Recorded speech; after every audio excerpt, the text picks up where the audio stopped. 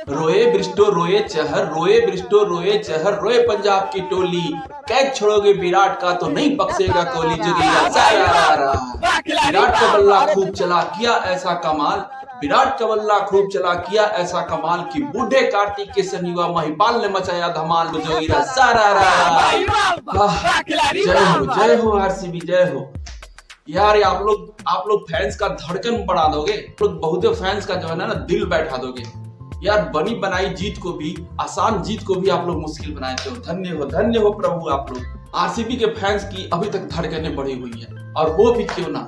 पहली जीत का सवाल था, पहली जीत लेनी जरूरी थी, और वो भी होम ग्राउंड पे। और सबको ऐसा लग रहा था कि यार पहली जीत और वो भी घर पे मिल जाए तो आईपीएल ट्रॉफी के लिए आगाज बढ़िया हो जाएगा।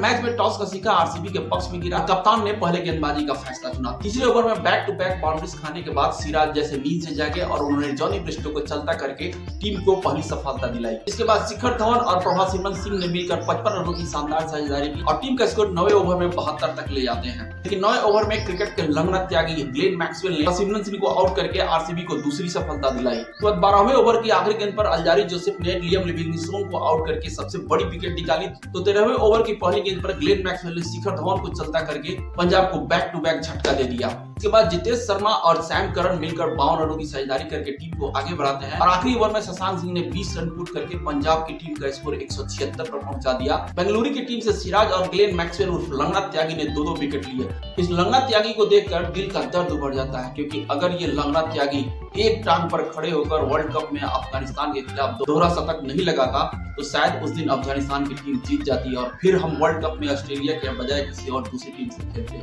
और फिर शायद वर्ल्ड कप हमारा होता। कैचेस विन मैचेस, इस कहावत को चरितार्थ किया कल के मैच ने भी। आरसीबी के चेज की शुरुआत होती है और पहले ओवर की दूसरी गेंद पर ही जॉनी ब्रिस्टो ने विराट कोहली का कैच छोड़ दिया। कैच तो छोड़ा ही, चले पर नमक ये कि वो गेंद भी बाउंड्री के लिए चली गई। इस बाउंड्री को मिलने के बाद जीरो के मेंटल बॉक्स से विराट खुद बाहर निकलते हैं। उसके बाद 3 करारे चौके लगाकर पहले ही ओवर में 16 रन कूट देते हैं। इस मैच के पहले तक रबाडा की 24 गेंदों पर कोहली ने 27 रन बनाया है, जबकि रबाडा ने 3 बार आउट किया है। इसी रिकॉर्ड को देखकर विपक्षी कप्तान ने रबाडा को तीसरे ओवर में इंट्रोड्यूस किया। रबाडा ने कोहली को तो नहीं, लेकिन आरसीबी के कप्तान फैफ डु प्लेसिस को आउट करके पहला झटका दे दिया। वैसे Faf du Plessis Punjab Kings के खिलाफ पिछला 16 इनिंग्स में दूसरी बार सिंगल डिजिट स्कोर में आउट हुए हैं।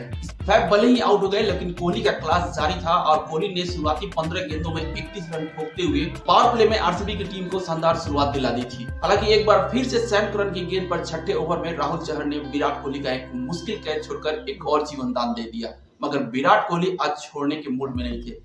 क्या कवर ड्राइव, क्या फ्लिक, क्या लॉफ्टेड ड्राइव, हर शॉट उनकी पारी से नजर आ रहे थे। उनके एक शॉट पर फैंस पागल हुए जा रहे थे। वहीं एक तरफ से विकेट भी गिरते जा रहे थे, लेकिन कोहली बीच में दीवार बनकर खड़े हुए थे। कैमरून ग्रीन, ग्लेन मैक्सवेल सभी सस्ते में चलते बने, लेकिन कोहली की दमदार पारी जारी थी और 15वें ओवर तक बेंगलुरु की टीम काफी मजबूत स्थिति में थी और लग रहा था कि आसानी से इस मैच को जीतकर अपनी झोली में डालेंगे। मगर फिर ट्विस्ट आता है 16वें ओवर में। हर्षद पटेल की गेंद को विराट कोहली शॉर्ट थॉट के ऊपर से स्लाइस करना चाहते हैं। उनका शॉट सीधे बैकवर्ड पॉइंट पर खड़े हरप्रीत बरार के हाथों में चला जाता है और बरार इस बार कोई गलती नहीं करते। सारे फैंस को यही लगता है कि बस बेंगलुरु की टीम अब ये मैच गंवा बैठी, क्योंकि आरसीबी की ये पुरानी बीमारी है कि जब भी वो विकेट गंवाते हैं तो गुच्छों में गंवाते हैं। और होता भी कुछ ऐसा ही है, जब 2 गेंदें डॉट खेलने के बाद अनुज रावत भी चलते बनते हैं। अनुज रावत के जाते ही पूरे स्टेडियम में सन्नाटा छा जाता है। क्रीज पर आते हैं इम्पैक्ट सब्स्टिट्यूट प्लेयर के रूप में महिपाल लोमरो और क्रीज पर मौजूद थे दिनेश कार्तिक, और दोनों ने अभी तक एक गेंद भी नहीं खेली थी और स्पेशन था 22 गेंदों में 41 रनों का। महिपाल पहली गेंद पर चौका से खाता खोलते हैं, फिर उसके बाद उसी ओवर में कार्तिक भी 4 रन बटोरते हैं और उस ओवर से 11 रन आते हैं। फिर इक्वेशन बन जाता है 18 गेंदों में 36 रनों का। लेकिन फैंस को अभी भी भरोसा नहीं होता है, क्योंकि इन 18 गेंदों में 12 गेंद पंजाब की तरफ से death bowling specialist Arshdeep Singh के होते हैं, जो कि इंटरनेशनल लेवल पर भी डेथ बॉलिंग में कमाल की गेंदबाजी करते हुए कई बार लक्ष्य का बचाव किए थे। मगर यहाँ पर फिर से महिपाल एक बार कमाल करते हैं और 18वें ओवर की तीसरी गेंद को डाउन द ग्राउंड 6 जड़कर फैंस को नींद से जगा देते हैं। फिर इस ओवर में कार्तिक और महिपाल मिलकर 12 रन कूटते हैं और इक्वेशन फिर 12 गेंदों में 23 रन का बन जाता है। तीसरे ओवर में एक बाउंड्री और एक सिक्स के साथ कुल 13 रन आते हैं और इक्वेशन बचता है आखिरी ओवर में 10 रनों का। सारे फैंस की धड़कनें तेज थी, लेकिन आरसीबी टीम इसी तरह का कमाल करती है, मैच को मुश्किल भी बनाती है और मैच को आसान भी बनाती है। और देखिए 20वें ओवर की पहली ही 2 गेंदों पर एक वाइड के साथ 10 रन कूटकर मैच को अपनी झोली में डाल दिया और फैंस को होली के अवसर पर एक शानदार तोहफा दे दिया। आरसीबी को इस जीत तक पहुंचाने में दिनेश कार्तिक और महिपाल लोरमुर ने फिनिशिंग टच दिया, तो वही इस जीत के शिकार रहे विराट कोहली। विराट कोहली की पारी को अगर आप 3 पार्ट में बांटेंगे तो विराट कोहली ने शुरुआती 15 गेंदों पे 33 रन बनाए थे 220 की स्ट्राइक रेट से।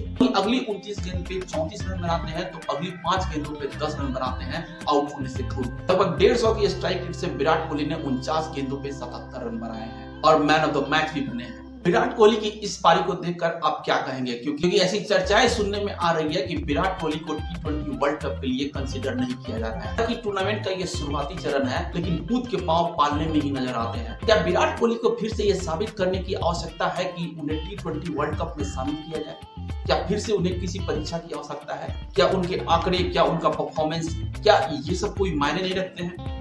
और कई बार संकट मोचन का रोल अदा करने वाले विराट कोहली को T20 वर्ल्ड कप में कंसीडर करने के लिए क्या किसी और पैमाने की आवश्यकता है? क्या कहना है आपका इस बारे में? अपनी राय कमेंट करके जरूर बताइएगा और आरसीबी की इस जीत का जश्न मनाइए। हैप्पी होली, जय हिंद।